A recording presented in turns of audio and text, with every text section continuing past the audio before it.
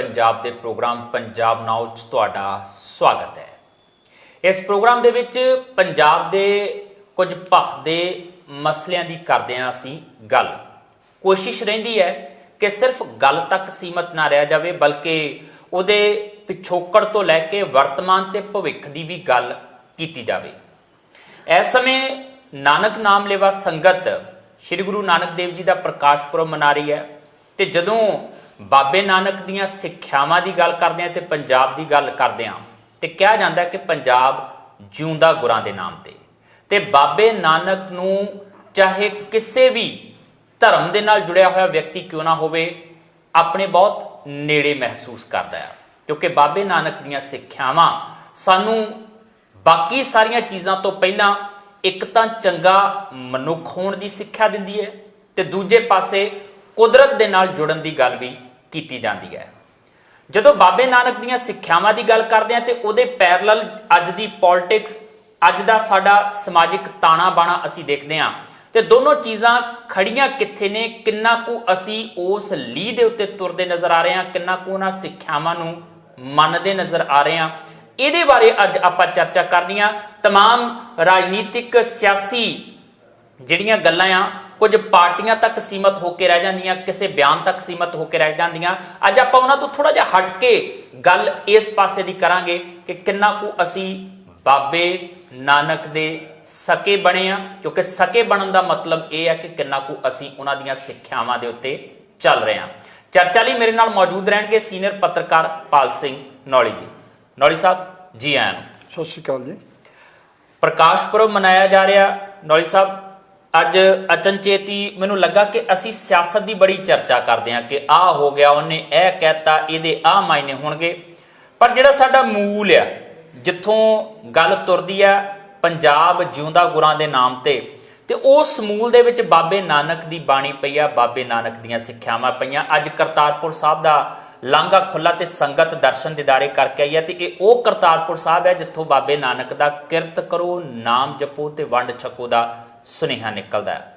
ते लगदा है कि साडी लुकाई खास तौर ते पंजाबी भाईचारा इस समय बाबे नानक दीयां उन्हां सिक्ख्यावां दे नाल ओत प्रोत हैगा, उन्हां दे नेड़े ढुकदा नज़र आउंदा है, उन्हां दा अनुसरण करदा नज़र आउंदा है, या लगदा है कि नाम तां असीं बहुत लैने आ पर अजे उन्हां सिक्ख्यावां दे मेच दे उन्हां दे हाण दे अजे तक बने नहीं असीं। बिल्कुल जसवीर जी, गल जिहड़ी तुसीं कीती आ ਉਹ ਅਸੀਂ ਹਜੇ ਵੀ ਬਾਬੇ ਨਾਨਕ ਦੀਆਂ ਸਿੱਖਿਆਵਾਂ ਦੇ ਮੇਚ ਦੇ ਨਹੀਂ ਬਣੇ। ਅਸੀਂ ਰੱਟੇ ਬਹੁਤ ਲਾ ਲਏ ਆ ਜੀ, ਪੜ੍ਹਦੇ ਵੀ ਆ ਬਾਬੇ ਨਾਨਕ ਨੂੰ, ਗਾਉਂਦੇ ਵੀ ਆ, ਸੁਣਦੇ ਵੀ ਆ ਜੀ, ਪਰ ਅਮਲ ਦੀ ਘਾਟ ਜਿਹੜੀ ਆ ਉਹ ਹਜੇ ਰੜਕਦੀ ਹੈ। ਦੇਖੋ ਅੱਜ ਜਾਣੀ ਕਿ ਜੋ ਕੱਲ੍ਹ ਨੂੰ ਉਹਨਾਂ ਦਾ ਜਿਹੜਾ ਕੱਤੇ ਦੀ ਪੁੰਨਿਆ ਹੈਗੀ ਆ ਤੇ ਉਹਨਾਂ ਦਾ ਪ੍ਰਕਾਸ਼ ਦਿਹਾੜਾ ਮਨਾਇਆ ਜਾਣਾ, ਇਹ 552ਵਾਂ ਜਿਹੜਾ ਹੈਗਾ ਪ੍ਰਕਾਸ਼ ਦਿਹਾੜਾ ਮਨਾਇਆ ਜਾਣਾ, ਉਹਦੀਆਂ ਲਈ ਸੰਗਤਾਂ ਦੇਸ਼ ਵਿਦੇਸ਼ ਦੇ ਵਿੱਚ ਜਿਹੜੇ ਸਮਾਗਮ ਆ ਜੀ ਉਹ ਚੱਲ ਰਹੇ ਆ। ਤੇ ਸਭ ਤੋਂ ਵੱਡੀ ਗੱਲ ਇਹ ਆ ਵੀ ਇੱਕ ਕਰਤਾਰਪੁਰ ਸਾਹਿਬ ਦਾ ਲਾਂਘਾ ਖੁੱਲ੍ਹ ਗਿਆ, ਮੁੱਖ ਮੰਤਰੀ ਸਾਹਿਬ ਵੀ ਉੱਥੇ ਜਾਏ, ਕੈਬਨਿਟ ਦੇ ਮੰਤਰੀ ਵੀ ਜਾਏ ਆ, ਹੋਰ ਸੰਗਤ ਨੇ ਵੀ ਜਾਣਾ ਸ਼ੁਰੂ ਕਰਤਾ ਹੋਇਆ। ਕਰਤਾਰਪੁਰ ਸਾਹਿਬ ਤੋਂ ਆਪਾਂ ਇਸ ਗੱਲ ਨਾਲ ਜੋੜ ਕੇ ਦੇਖਦੇ ਹਾਂ ਵੀ ਉੱਥੇ ਉਹਨਾਂ ਨੇ ਗੁਰੂ ਸਾਹਿਬ ਨੇ ਖੇਤੀ ਕੀਤੀ, ਹੱਥੀਂ ਕਿਰਤ ਕਰਨ ਦੀ ਜਿਹੜੀ ਗੱਲ ਆ, ਜਿਹੜਾ ਸਿਧਾਂਤ ਆ ਜੀ, ਉਹ ਉਹਨਾਂ ਨੇ ਦਿੱਤਾ ਸਾਨੂੰ ਸੰਗਤ ਨੂੰ। ਕੱਲਾ ਤੁਸੀਂ ਦੇਖੋ ਗੁਰੂ ਨਾਨਕ ਸਾਹਿਬ ਦੀ ਜਿਹੜਾ ਵਿਚਾਰਧਾਰਾ ਆ ਉਹ ਸਮੁੱਚੇ ਵਿਸ਼ਵ ਨੂੰ ਹੀ ਨਹੀਂ ਸਮੁੱਚੇ ਬ੍ਰਹਿਮੰਡ ਨੂੰ ਆਪਣੇ ਕਲਾ ਵਿੱਚ ਲੈਂਦਾ ਜੀ। ਇਕੱਲੇ ਇੱਕ ਥਾਂ ਦੀ ਉਹ ਗੱਲ ਨਹੀਂ ਕਰਦੇ ਜੀ। ਤੇ ਸਭ ਤੋਂ ਵੱਡੀ ਗੱਲ ਤਾਂ ਜਿਹੜਾ ਵੀ ਸਾਡੇ ਜਿਹੜੀ ਨੌਜਵਾਨ ਪੀੜ੍ਹੀ ਆ ਜਾਂ ਹੋਰ ਆਉਣ ਵਾਲੀਆਂ ਜਨਰੇਸ਼ਨਾਂ ਹੈਗੀਆਂ ਉਹ ਵੀ ਜਾਣੀ ਕਿ ਇਹ ਤੋਂ ਦੂਰ ਹੁੰਦੀਆਂ ਜਾ ਰਹੀਆਂ। ਤੁਸੀਂ ਦੇਖੋ ਵੀ ਅਸੀਂ ਇੱਕ ਕਿਤਾਬ ਦੇ ਵਿੱਚ ਪੜ੍ਹਿਆ ਤੇ ਉਹਦੇ ਵਿੱਚ ਇਹ ਗੱਲ ਮੈਨੂੰ ਨਾਂ ਨਹੀਂ ਹੁਣ ਚੇਤਾ, ਯੂਨੀਵਰਸਿਟੀ ਦੇ ਵਿੱਚੋਂ ਉਹ ਕਿਤਾਬ ਲਈ ਸੀਗੀ, ਪੰਜਾਬੀ ਯੂਨੀਵਰਸਿਟੀ 'ਚੋਂ।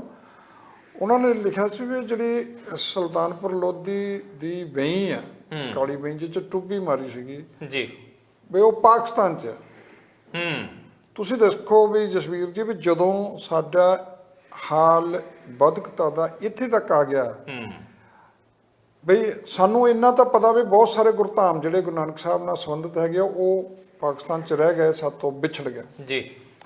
ਪਰ ਅਸੀਂ ਦੇਖੋ ਵੀ ਕਿੱਡੇ ਉਸ ਮੂਲ ਸਥਾਨ ਨੂੰ ਜਿੱਥੋਂ ਗਿਆਨ ਪ੍ਰਾਪਤ ਹੋਇਆ, ਜਿੱਥੋਂ ਮੂਲ ਮੰਤਰ ਉਚਾਰਦੇ ਆ ਉਹਦੇ ਬਾਰੇ ਵੀ ਜੇ ਸਾਨੂੰ ਨਹੀਂ ਪਤਾ ਜਾਂ ਲਿਖਤਾਂ ਦੇ ਵਿੱਚ ਅਸੀਂ ਇਹ ਦੱਸਦੇ ਹਾਂ ਵੀ ਉਹ ਪਾਕਿਸਤਾਨ 'ਚ ਉਹ ਰਹਿ ਗਈ ਹੋਣੀ ਆ ਜਾਂ ਉੱਥੇ ਹੈ, ਇਹ ਸਾਡਾ ਮੈਨੂੰ ਲੱਗਦਾ ਕਿ ਵੱਡਾ ਦੁਖਾਂਤ ਹੈਗਾ ਜੀ।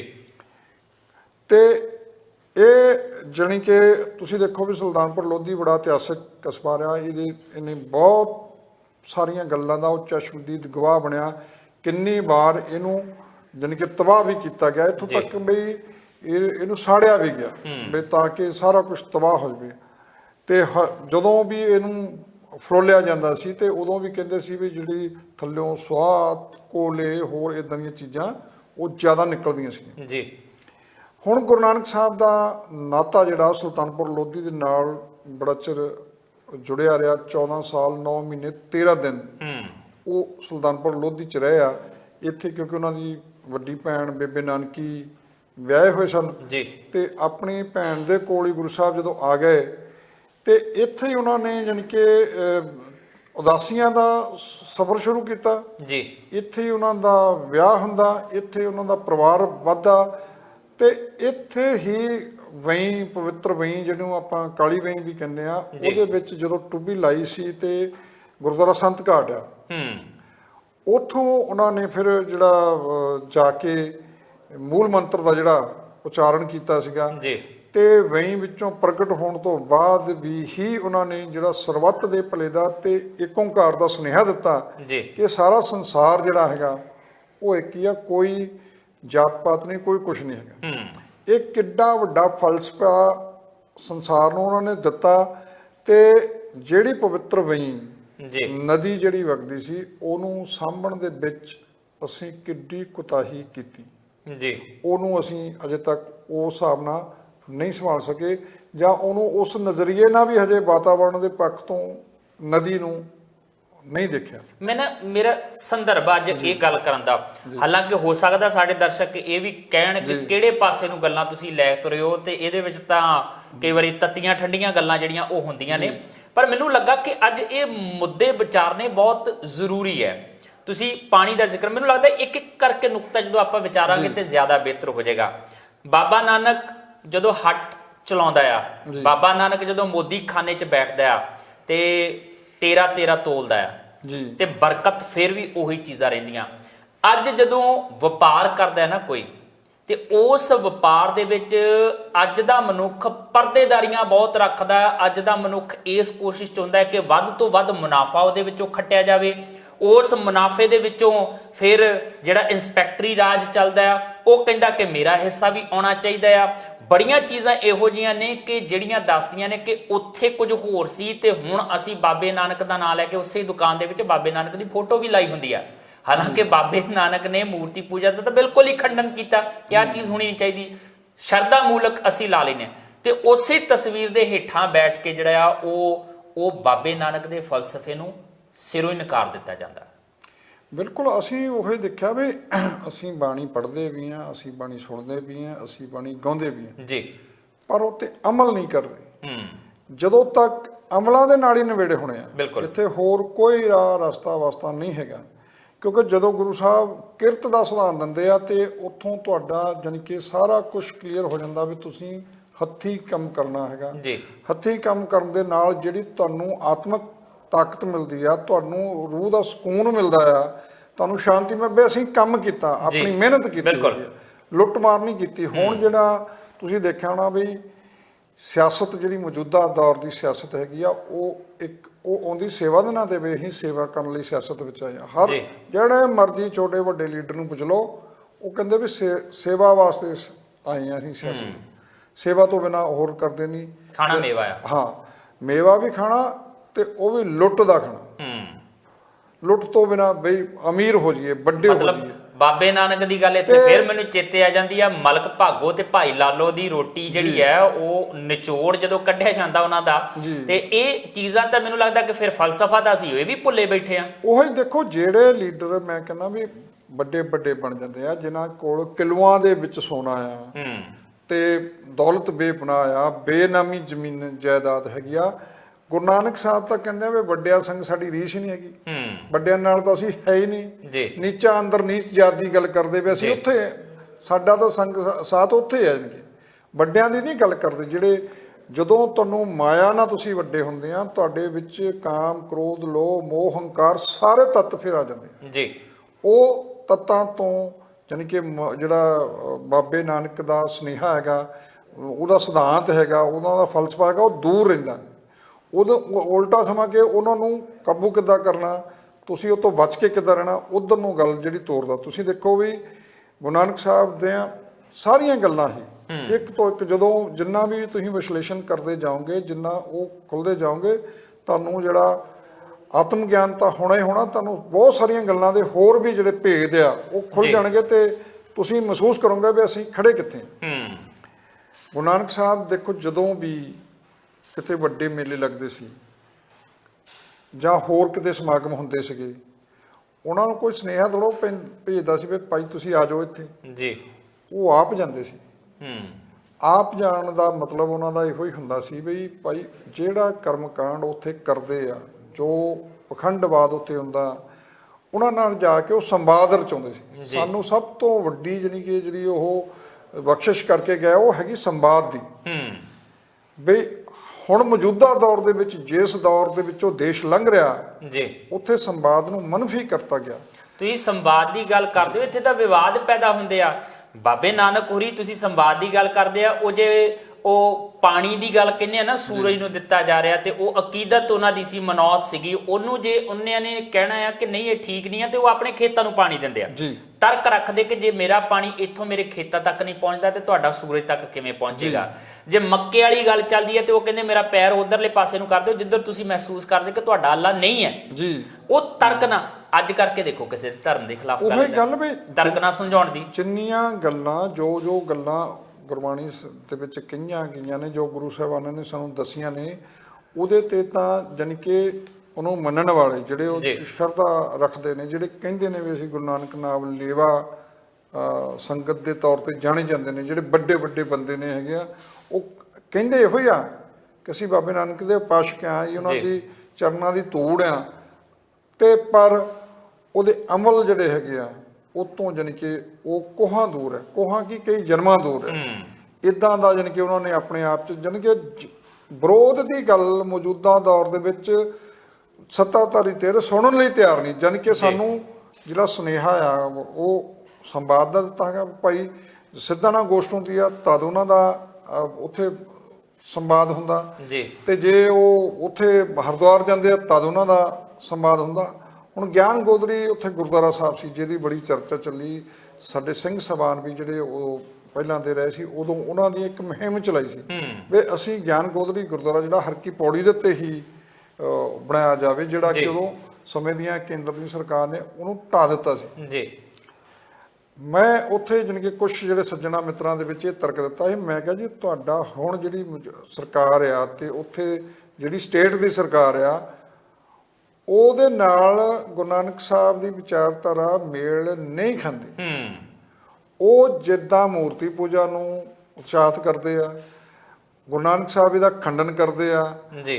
ਗਿਆਨ ਗੋਦੜੀ ਦਾ ਮਤਲਬ ਆ ਵੀ ਤੁਸੀਂ ਸੂਰਜ ਨੂੰ ਪਾਣੀ ਦੇਣਾ ਆ ਤੇ ਬਾਬੇ ਨਾਨਕ ਨੇ ਖੇਤਾਂ ਨੂੰ ਪਾਣੀ ਦੇਣਾ ਆ, ਇੱਥੇ ਟਕਰਾਅ ਆ, ਤੇ ਟਕਰਾਅ ਵਾਲੀ ਚੀਜ਼ ਦਾ ਉਹ ਕਿਉਂ ਉੱਥੇ ਵੰਡ ਦੇਣਗੇ ਜੀ, ਜਿਹੜਾ ਉਹਨਾਂ ਦੇ ਸਿਧਾਂਤ ਦੇ ਹੀ ਉਲਟ ਗੱਲ ਉਹਨਾਂ ਨੂੰ ਲੱਗਦੀ ਆ, ਉਹ ਫਿਰ ਤੁਹਾਡਾ ਉੱਥੇ ਨਿਸ਼ਾਨ ਕਿਉਂ ਬਣ ਦੇਣਗੇ। ਤੇ ਇਹ ਇਸ ਗੱਲ ਤੋਂ ਉਹ ਇਦਾਂ ਗੱਲ ਚਲਾਉਂਦੇ ਰਹੇ ਭਾਈ ਉੱਥੋਂ 10-15 ਕਿਲੋਮੀਟਰ ਤੁਸੀਂ ਇੱਧਰ ਉੱਧਰ ਲੈ ਲਓ ਜਗ੍ਹਾ, ਪਰ ਤੁਸੀਂ ਦੇਖੋ ਵੀ ਉਸੇ ਜਗ੍ਹਾ ਦੀ ਹੀ ਇੱਕ ਆਪਣੀ ਖਾਸੀਅਤ ਹੁੰਦੀ ਆ, ਉਹਦੀ ਮਹਾਨਤਾ ਹੁੰਦੀ ਆ ਵੀ ਇੱਥੇ ਉਹ ਜਿਹੜੀ ਗੱਲ ਹੋਈ ਸੀ। ਪਰ ਹੁਣ ਦੀ ਸਰਕਾਰ ਜਿਹੜੀ ਆ ਉਹ ਇਤਿਹਾਸ ਨੂੰ ਮੇਟਣਾ ਚਾਹੁੰਦੀ ਆ, ਇਤਿਹਾਸ ਦੇ ਵਿੱਚ ਤੋੜ ਮਰੋੜ ਕਰਨਾ ਚਾਹੁੰਦੀ ਆ, ਇਤਿਹਾਸ ਨੂੰ ਆਪਣੇ ਹਿਸਾਬ ਨਾਲ ਇੱਕ ਨਵੇਂ ਸੰਦਰਭ ਦੇ ਵਿੱਚ ਲਿਖਣਾ ਚਾਹੁੰਦੀ ਆ, ਉਹ ਉਧਰ ਨੂੰ ਚੱਲ ਰਹੀ ਆ। ਅਸੀਂ ਉਹੀ ਗੱਲ ਕੀਤੀ ਵੀ ਉਹਨਾਂ ਨੇ ਗੁਰੂ ਨਾਨਕ ਸਾਹਿਬ ਦਾ ਜਿਹੜਾ ਉਹ ਸਥਾਨ ਆ ਗਿਆਨ ਗੋਦੜੀ ਸਾਹਿਬ ਗੁਰਦੁਆਰਾ, ਜਿਹੜਾ ਸਮੇਂ ਦੀਆਂ ਉਸ ਵੇਲੇ ਦੀਆਂ ਸਰਕਾਰਾਂ ਨੇ ਕਾਂਗਰਸ ਵੇਲੇ ਦੀਆਂ ਢਾਹ ਦਿੱਤਾ ਸੀ, ਹੁਣ ਉਹਨੂੰ ਦੁਬਾਰਾ ਨਹੀਂ ਬਣ ਦੇਣਾ, ਕਿਉਂਕਿ ਜਿਹੜੀ ਉਸ ਦੇ ਪਿੱਛੇ ਸੋਚ ਆ ਜੀ ਹਿੰਦੂਤਵ ਦੀ, ਉਹ ਉਹੀ ਕੰਮ ਕਰਦੀ ਹੈ। ਪਰ ਮਸਲਾ ਇਹ ਹੈ ਨਾ ਕਿ ਇੱਕ ਚੀਜ਼ ਇਹ ਮੰਨ ਕੇ ਬਾਬੇ ਨਾਨਕ ਨੇ ਤਾਂ ਸਰਬੱਤ ਦੇ ਭਲੇ ਦੀ ਗੱਲ ਕੀਤੀ, ਉਹਨਾਂ ਨੇ ਧਰਮ ਵਾਲਾ ਤਾਂ ਫਾਹਾ ਹੀ ਵੜ ਦਿੱਤਾ ਨਾ ਕਿ ਇਹ ਚੀਜ਼ਾਂ ਜਿਹੜੀਆਂ ਉਹ ਪਰਾ ਕਰ ਦਿਓ, ਤੁਸੀਂ ਇਨਸਾਨ, ਸਭ ਤੋਂ ਵੱਡਾ ਇਨਸਾਨੀਅਤ ਧਰਮ ਆ, ਉਸ ਮੁਤਾਬਕ ਜਿਹੜਾ ਉਹ ਚੱਲਣਾ ਚਾਹੀਦਾ।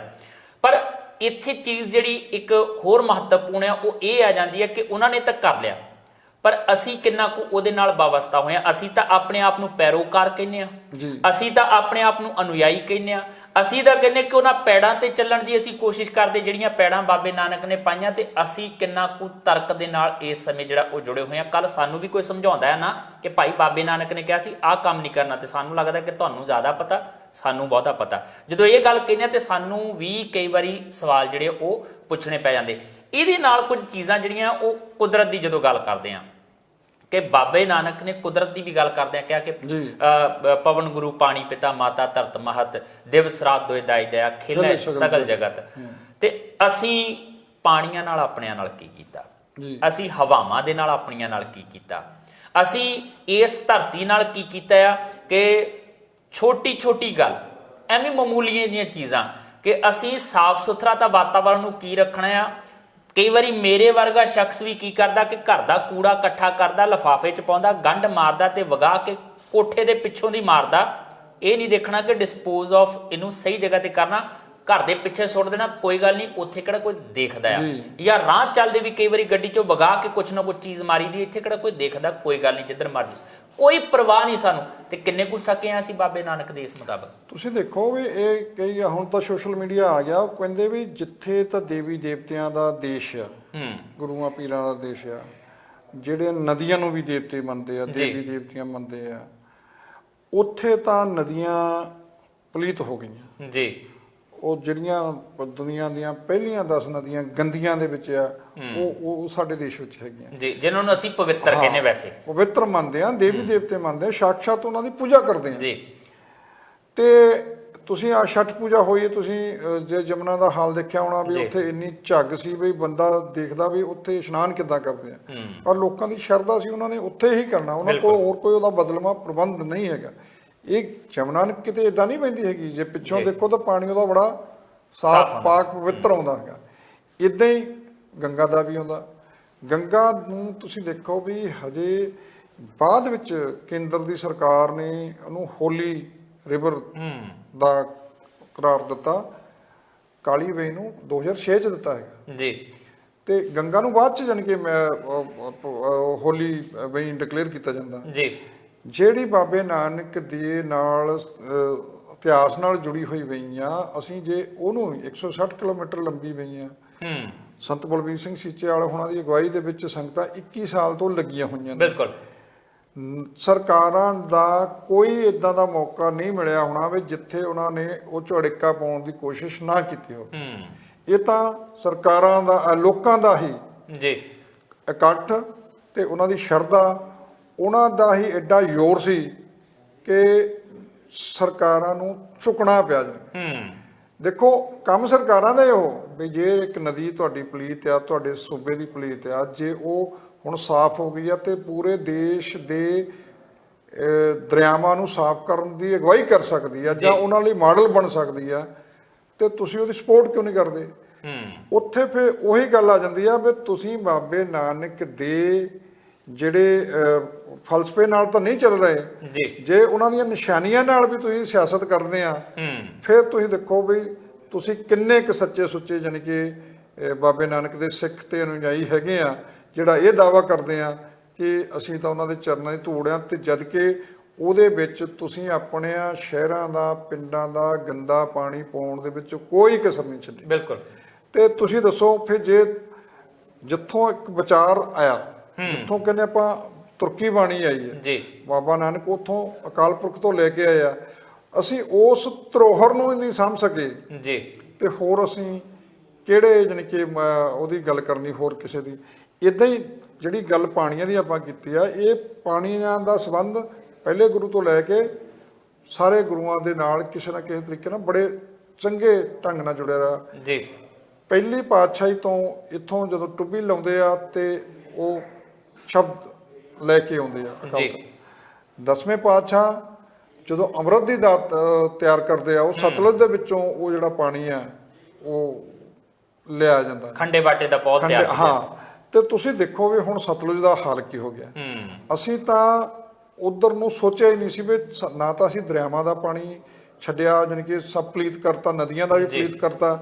ਜਿਹੜਾ ਧਰਤੀ ਹੇਠਲਾ ਸੀ ਉਹ ਅਸੀਂ ਕੱਢ ਕੇ ਇੰਨਾ ਬੇਕਿਰਕੀ ਤੇ ਬੇਦਰਦੀ ਨਾਲ ਵਰਤਿਆ, ਤੇ ਉਹ ਹੁਣ ਧਰਤੀ ਵੀ ਇੱਕ ਸੁਕਾ ਕੇ ਰੱਖ ਦਿੱਤੀ ਆਪਣੇ। ਯਾਨੀ ਕਿ ਜਿਹੜਾ ਸਮਰਸੀਬਲ ਬੋਰ ਹੈਗਾ, ਉਹ ਕਹਿੰਦੇ ਵੀ ਚਲੋ 5 ਫੁੱਟ ਟੋਟਾ ਹੋਰ ਪਾ ਲਓ ਪਾਈਪ ਦਾ, ਡੂੰਘੇ ਵੱਲ ਨੂੰ ਚਲੇ ਜਾਂਦੇ ਆ, ਪਰ ਉਹਦੀ ਚਿੰਤਾ ਤੇ ਚਿੰਤਨ ਨਹੀਂ ਕਰਦੇ। ਚਿੰਤਨ ਤਾਂ ਇਦਾਂ ਦੀ ਹੈ, ਪਿਛਲੇ ਦਿਨਾਂ 'ਚ ਵੀਡੀਓ ਕੁਝ ਵਾਇਰਲ ਹੋਈਆਂ ਸੀਗੀਆਂ ਕਿ ਅਸੀਂ ਸਮਰਸੀਬਲ ਬੋਰ ਪਾ ਕੇ ਤੇ ਉਹਦੇ ਵਿੱਚ ਅੰਦਰ ਜਿਹੜਾ ਵੇਸਟੇਜ ਆ ਉਹ ਅਸੀਂ ਸੁੱਟਦੇ ਪਏ ਆ। ਅਸੀਂ ਇਸ ਤਰੀਕੇ ਨਾਲ ਵੀ ਕਰਦੇ ਪਏ ਆ ਕਿ ਯੂਰੀਆ ਤੱਕ ਬੋਰ ਦੇ ਵਿੱਚ ਸੁੱਟਿਆ ਜਾਂਦਾ ਤਾਂ ਕਿ ਉਹ ਪਾਣੀ ਦੇ ਵਿੱਚ ਮਿਕਸ ਹੋ ਕੇ ਆਪ ਆਵੇ ਬਾਹਰ ਤੇ ਖੇਤਾਂ ਨੂੰ ਲੱਗ ਜਾਵੇ, ਸਾਨੂੰ ਖਿਲਾਰਨਾ ਨਾ ਪਵੇ। ਇਹਦੀ ਕੋਈ ਇਮਾਨਦਾਰੀ ਜਿਹੜੀ ਆ ਉਹ ਸਾਡੀ ਪਾਣੀਆਂ ਦੇ ਨਾਲ ਹੈਗੀ ਆ। ਇੱਕ ਨੁਕਤਾ ਮੈਨੂੰ ਲੱਗਦਾ ਹੁੰਦਾ ਕਿ ਸ਼ਾਇਦ ਇਹ ਬਹੁਤ ਘੱਟ ਦੇਖਣ ਨੂੰ ਲੱਗਦਾ ਕਿ ਬਾਬੇ ਨਾਨਕ ਦੀ ਜਿਹੜੀ ਸਾਖ ਨਿਕਲ ਕੇ ਆਉਂਦੀ ਹੈ, ਜਿਹੜਾ ਚਿਹਰਾ ਮੋਹਰਾ ਨਿਕਲ ਕੇ ਆਉਂਦਾ, ਇੱਕ ਸ਼ਾਂਤ ਚਿੱਤ, ਉਹ ਰੱਬ ਦਾ ਬੰਦਾ ਜਿਹੜਾ ਉਹ ਨਜ਼ਰ ਆਉਂਦਾ। ਪਰ ਜਦੋਂ ਉਹ ਬਾਬਰ ਨੂੰ ਜਾਬਰ ਕਹਿੰਦੇ ਆ ਤੇ ਲੱਗਦਾ ਕਿ ਇਹ ਰੱਬ ਦਾ ਬੰਦਾ ਜਿਹੜਾ ਆ, ਇਹ ਬਾਬਾ ਨਾਨਕ ਜਿਹੜਾ ਆ, ਉਹ ਕੱਲਾ ਇੰਨਾ ਨਹੀਂ ਹੈ ਕਿ ਲੋਕਾਂ ਨੂੰ ਗਿਆਨ ਦਿੰਦਾ। ਜਿੱਥੇ ਕੁਝ ਬੁਰਾ ਹੁੰਦਾ, ਜਿੱਥੇ ਕੁਝ ਮਾੜਾ ਹੁੰਦਾ, ਉਹ ਹਿੱਕ ਥਾਪੜ ਕੇ ਕਹਿਣ ਵਾਲੇ ਵੀ ਆ ਕਿ ਆਹ ਮਾੜਾ ਆ ਤੇ ਆਹ ਚੰਗਾ ਆ।